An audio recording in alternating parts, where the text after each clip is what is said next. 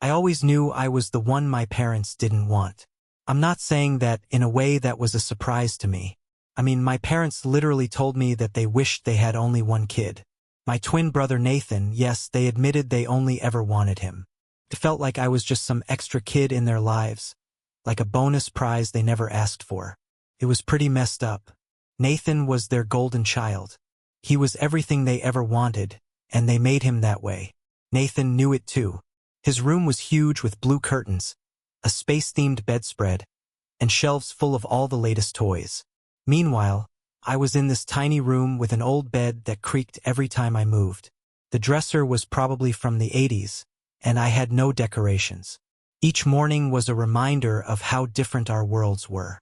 My parents would talk about how they couldn't wait to buy Nathan new clothes or take him to his soccer practice.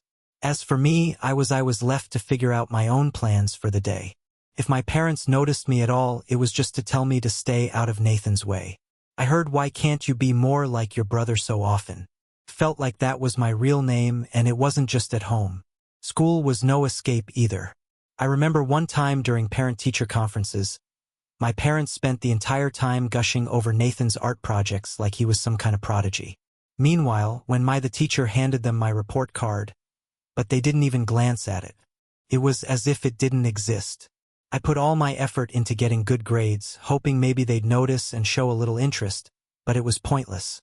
Nathan was the star and I was just there. He got everything. New clothes, all their attention, even the best food at dinner. He had a closet full of outfits for every season, while I was stuck wearing hand-me-downs from cousins I'd never met. I also noticed that Nathan's clothes were much more up-to-date than mine. Christmas and birthdays, it was the same story. Nathan would get lots of presents while I only got one or two things. I'd sit there watching him unwrap gift after gift, pretending it didn't bother me. But it did. It wasn't about the stuff itself. I'm sure nice clothes or new toys would have been cool, but it was the small things that stung the most. Nathan's toys were. It was like he was worshipping them. If I so much as looked at one of his action figures, he'd scream, and my parents would come running. Even if I was just looking, it was always my fault. They'd scold me for not respecting his space, as if I were some kind of threat to his happiness. And don't even get me started on mealtimes. Nathan always got first pick. The biggest slice of pizza, his best piece of chicken. I'd get the leftovers. If I ever dared complain, my mom would shoot me a look and say, "Be grateful you're getting anything at all." It was like they were doing me a huge favor just by feeding me. The only person who ever made me feel seen was my grandmother. She didn't treat me like I was invisible. I'd go over to her place on weekends, and she'd take me to the park or just sit with me and tell stories from her own childhood. She made me feel like I was worth something. If I complained, my mom would just give me a look and say, "Be grateful you're getting anything at all." It was like they were doing me a huge favor just by feeding me. The only person who ever made me feel seen was my grandmother. My mom didn't treat me like I was invisible. I'd go over to her place on weekends, and she'd take me to the park or just sit with me and tell stories from her own childhood. She made me feel like I was worth something for those few hours. For hours every week, I felt like a normal kid, not just some unwanted extra. Then my grandmother got sick with cancer. My parents made sure Nathan was the only one who got to visit her. They'd take him to see her, bring her flowers, and leave me at home. They said they needed me to help around the house, but that was a lie. It was just another reminder that, in their eyes, I didn't belong. I started sneaking out to visit her on my own. She told me I was strong and proud of me for sticking it out, but I could see worry in her eyes when she passed away. It felt like the only good thing in my life was ripped away. My parents didn't even ask if I was okay. They were too busy making sure Nathan was dealing with it all right. It was like he was the only one who had lost someone at the funeral.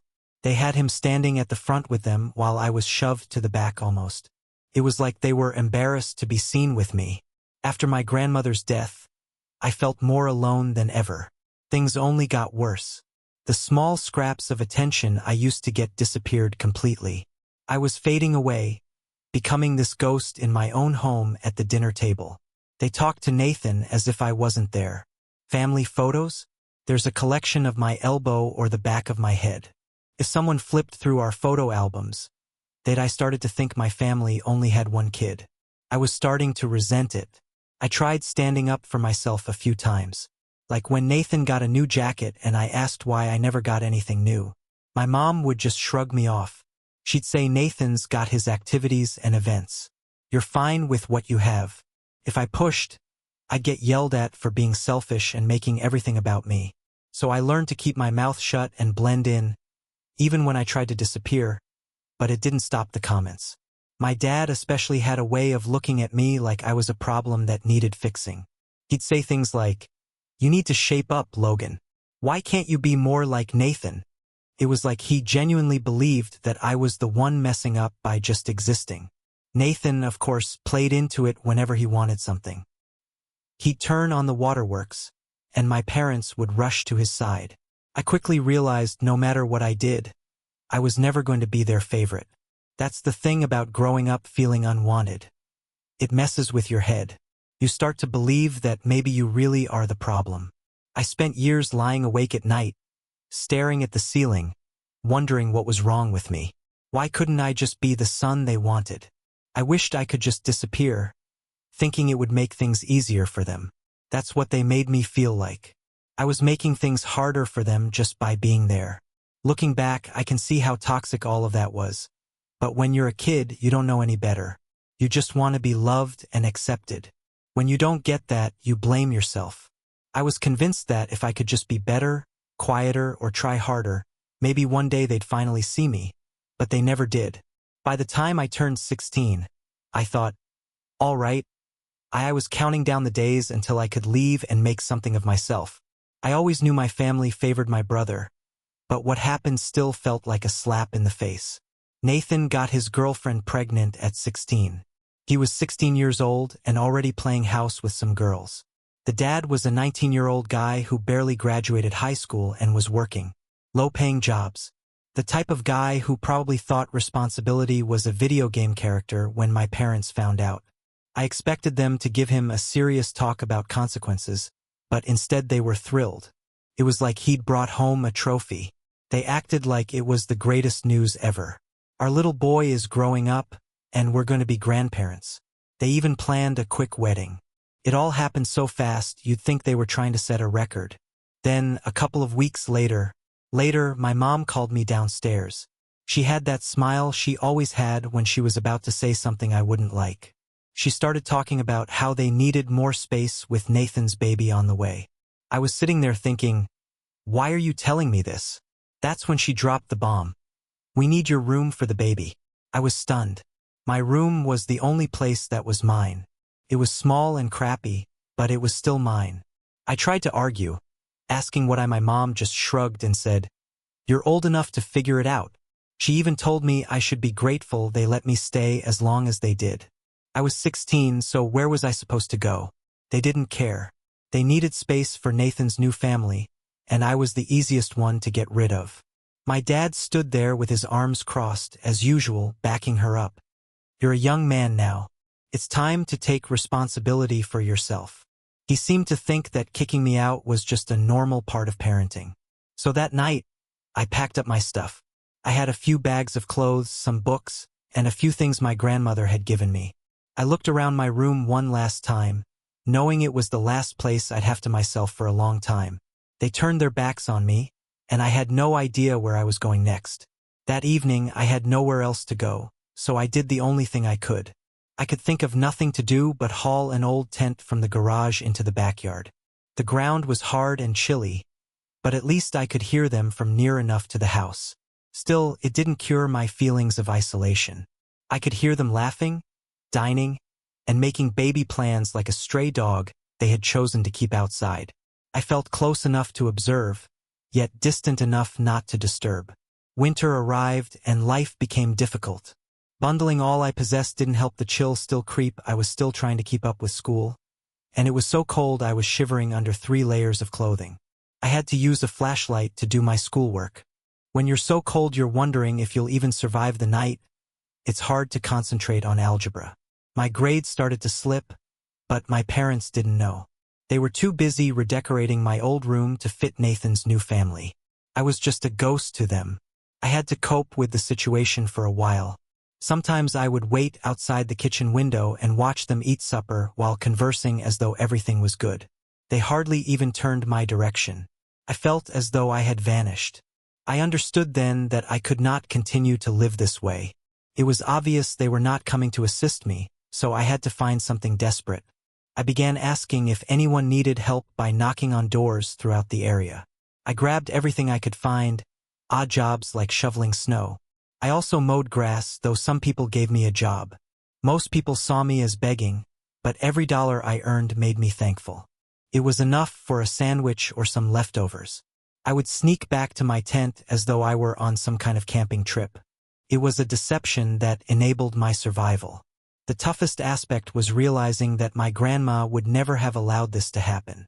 If she were still alive, she would have taken me in without a second thought. I was on my own, and I felt empty without her. I thought about going to a friend's house, but I knew my parents had already told their side of the story.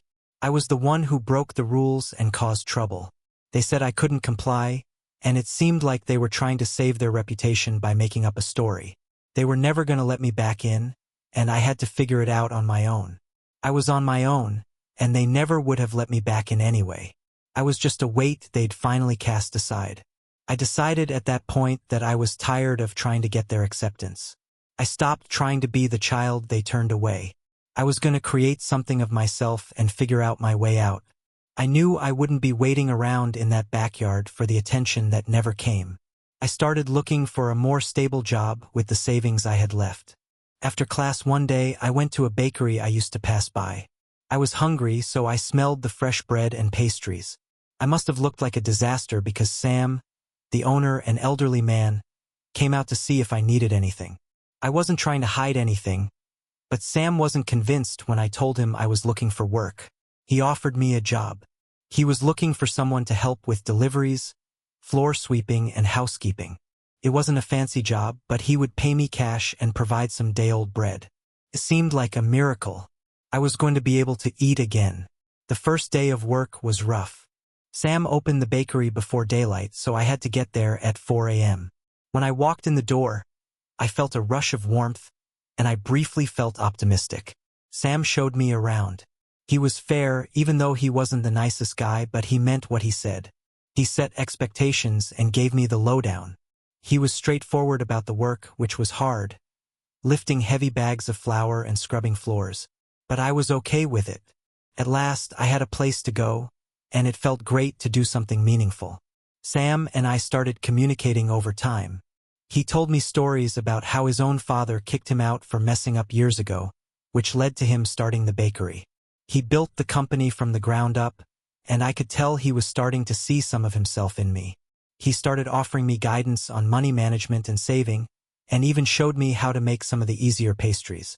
It was the first time in a long time that someone had seemed to care about what happened to me. A few weeks later, Sam said he'd gotten a little room above the bakery, mostly for storage. He said I could stay there if I wanted to. It was a step up from the tent, and I was really grateful. I moved that evening, though the room was small and just had a bed and a little window that hardly opened. It was warm, and at last I had a roof over my head in months. That was the best sleep I had had in months.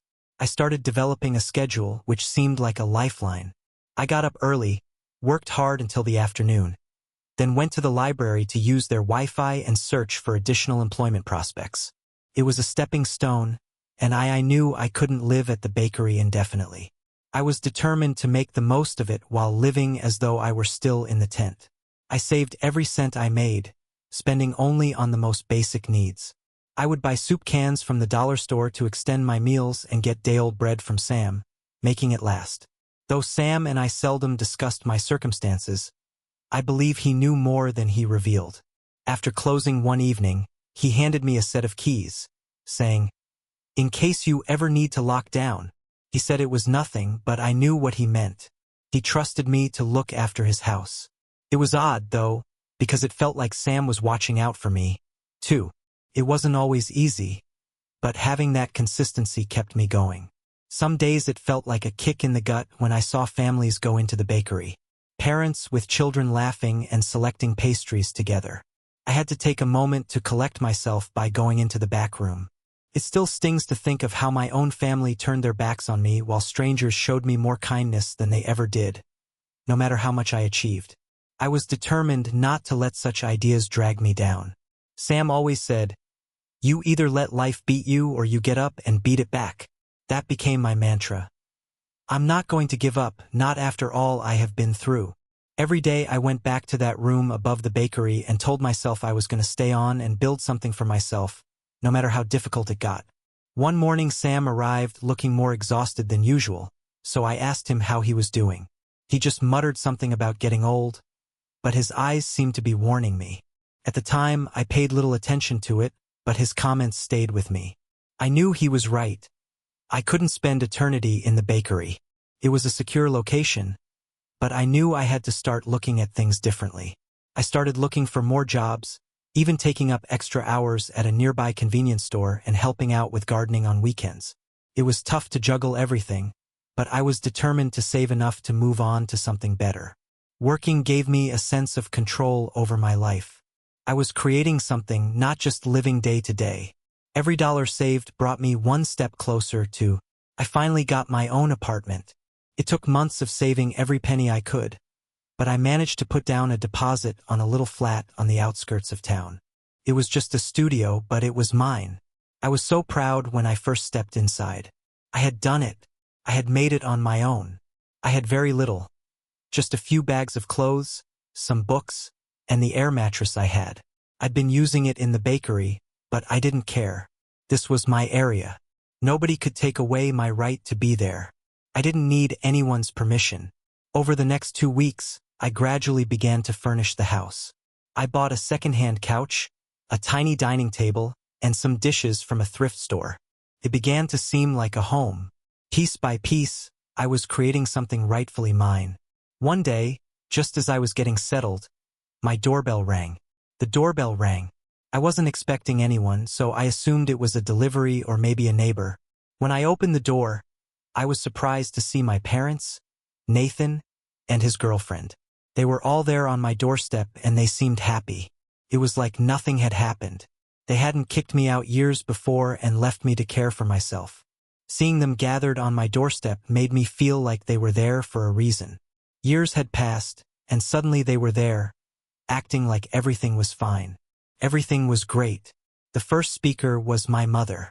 She said, "I'm surprised to see you here. It's like we're at a joyful family reunion. We heard you purchased a house. You really make us very proud." I simply stood there, trying to keep my expression neutral while clutching the door frame. But another part of me was too stunned to speak. Part of me wanted to bang the door in their faces. Nathan pushed ahead and began to gaze around my entranceway as though he were examining it. "It's a beautiful location.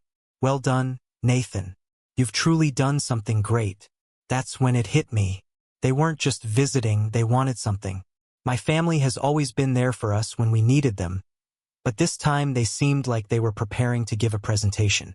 My dad cleared his throat and said, "Son, we were just thinking about how Nathan's family is growing, and we wanted to know if you were ready to let bygones be bygones." I laughed and said, "Of course, families should stick together." I was surprised to hear that they had booted me out without thinking twice. Now they were discussing family. I decided to play along and ask what they really wanted.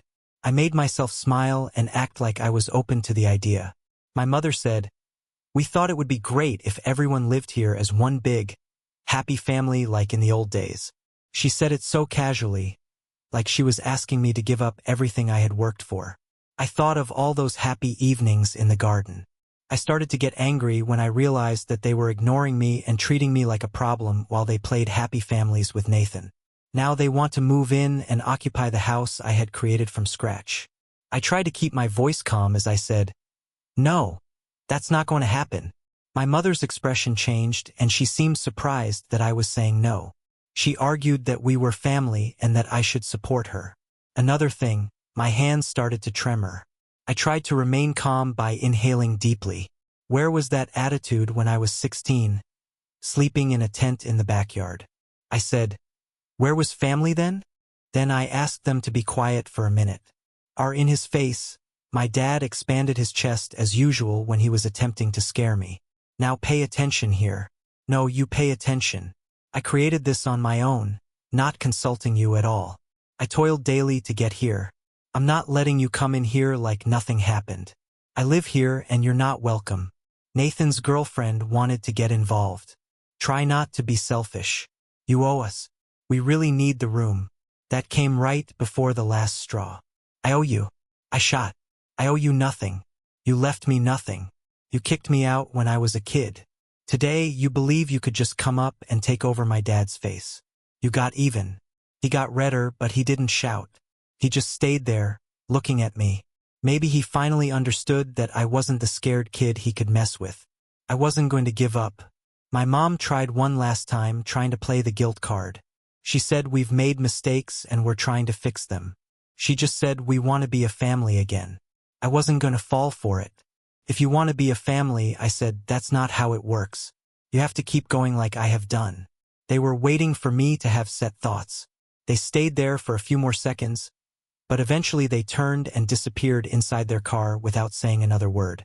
I felt this odd mix of relief and grief. I had longed for them to turn up and at last be the family I needed for so many years. But now they were here. I knew I wanted them out of my life. I didn't need them. I closed the door and leaned against it, inhaling deeply. Though my hands were still shaking, I felt a sense of liberation. At last, I had stood up for myself. Felt good. I had allowed their attitude to define me for years, making me feel tiny and unworthy. Now, though, I had my own house and life, and I refused to let them take it from me. Deep down, I realized this probably won't be the last of it. People who are toxic don't just disappear when you say no. I felt like I'd started a journey. I was learning how to say no without feeling guilty. I was learning how to stand on my own 2 feet. I was learning how to defend what was mine. A few weeks passed, and I thought I'd finally be ending it. But I quickly discovered that my family wasn't with me. Even if you've slammed as soon as I thought I was moving on, one of those toxic individuals reappeared. It started with a letter. When I got home from work, I found a legal notice from Nathan. He was contesting my house's title, saying it belonged to the family. I started to doubt things when I was standing in my driveway. I stared at the paper, as though it were written in another language. Could they not let me get one thing right? I called a lawyer the next day. I refused to let them take the one item I had created for myself. They don't have a leg to stand on, but they'll try to make it a hassle for you. My tough lawyer, Carla, told me straight up that they were wrong. They dragged me through the mud for the next few weeks, saying I had taken money from them. To buy the house, they tried to make me look like I was taking advantage of them and then turning away from help. People I hadn't heard from in years started calling me old family acquaintances, relatives, or folks who weren't familiar with what I'd been through. They asked why I was doing this and why I couldn't just let my family in. It annoyed me that nobody cared to find out my side of the story. They just trusted my parents. It seemed like I was returning to the young person they always blamed, but I had changed from that youngster. I hadn't let them pull me down. I kept every receipt and record proving how I worked, saved my money, and started my life alone. I then asked Carla to check my family's financial records to see how they believed they had a claim. A few weeks later, she called me into her office. She seemed as though she had found something significant when I arrived. She gave me a stack of docs. You really need to see this. Changed everything. What I discovered is that my grandmother, who was always there for me, left me an inheritance. It was a reasonable amount, and it was meant to be mine when I turned 18. But there was a legal loophole, and my parents had been spending it for years. They used it to pay off their own debt, including covering Nathan's failed company and even making a down payment on their new property. They never spoke about it. I was so angry, I couldn't even shake hands. I sat there, looking over the records.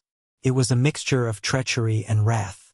They had let me live in a tent while they squashed the money that was rightfully mine. I had spent years wondering why I wasn't good enough and why they didn't care. It was because I was just a financial source to them. I screamed for not seeing through their falsehoods and for not challenging things sooner. I felt foolish. I was mostly angry at myself for expecting them to show any concern. I realized then that I had to keep on. They wanted to occupy my house, the one I had created for myself. I was determined to recover all they had pilfered from me. Carla and I agreed that our case was strong. We may sue them on theft and fraud. It would not be simple, but we had the proof and she felt we could prevail. I was prepared to do whatever it took. It was about justice, not money. The money was about proving that I wasn't the worthless son they kept portraying me as. I needed to stand up for my rights. My parents certainly didn't see it coming when they got the paperwork and calls from them. My mom, my dad, and even Nathan left voicemails saying they just wanted to talk. They were facing penalties and wanted to discuss it. I didn't reply. I had finished with their games. The following several months passed without me responding. They kept pushing for court dates and lawyer sessions, painting me as some unappreciative youngster seeking to destroy my family. They tried everything to make me look like the bad guy, but the facts spoke for themselves. Carla would bring out another document proving their abuse of my fortune every time they tried to concoct a story. It was terrible to see them wriggling, but it was also motivating. I sensed myself as having the upper hand for the first time. When the decision came down, it felt as though a weight had been lifted off my shoulders. I came out ahead on the judge's ruling. They owed me back on whatever they had stolen plus damages. I will never forget the look on their faces when the judgment was read. They knew they were caught. That day, as I left the courthouse, I experienced closure for the first time in years. After what felt like an eternity, the decision finally came through. I was relieved to see that the judge ruled in my favor. They had to pay back what they had stolen plus damages. I'll never forget the look on their faces when the judgment was read. They had no idea how to respond. They knew it as soon as they were captured. That day, I experienced closure for the first time in years. It was about knowing I was not the useless child they had produced. Not about the money. Having spoken up for myself, I felt initial freedom from their influence. They have tried contacting me, apologizing and stating they wish to atone. Since then, I know better. Apologies are nothing when they follow fines. I blocked their numbers and made it plain they no longer fit my life. I am now oriented on going forward. I have my house, my work, and the life I created, starting from nothing. I know there's a long road ahead, and I'm ready for it. I've learned that even if they're family, the best thing you can do is distance yourself from those who harm your family. Family isn't just about blood. It's about who supports you, encourages you, and treats you with respect. I don't know what the future holds, but I know I won't let anyone take away what I've earned.